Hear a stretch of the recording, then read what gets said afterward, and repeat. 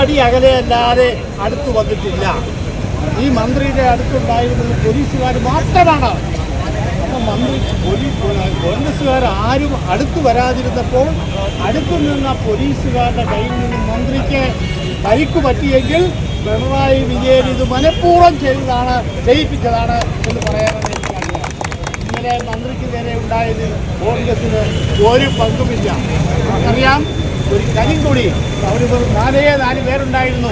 കരിങ്കൊടി പോലെ അകലെ നിന്നെടുത്ത് പൊട്ടിയാൽ മന്ത്രി ICUവിലാകുമെന്നുണ്ടെങ്കിൽ ഞാൻ പറയാൻ ആഗ്രഹിക്കുന്നു, മന്ത്രിയല്ല ഇടതുപക്ഷ സർക്കാർ തന്നെ ഇപ്പം ICUവിലാണ് എന്ന് പറയാനാണ് എൻ്റെ ആഗ്രഹം.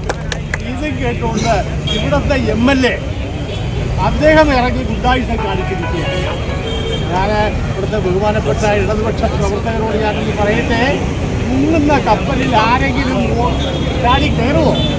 ഇതും കേട്ടുകൊണ്ട് അവരെ സഹായിക്കാൻ ഇറങ്ങുന്ന പോലീസുകാരോട് ചോദിക്കട്ടെ, നിങ്ങളുടെ ദിനങ്ങൾ എണ്ണപ്പെട്ട് കഴിഞ്ഞു.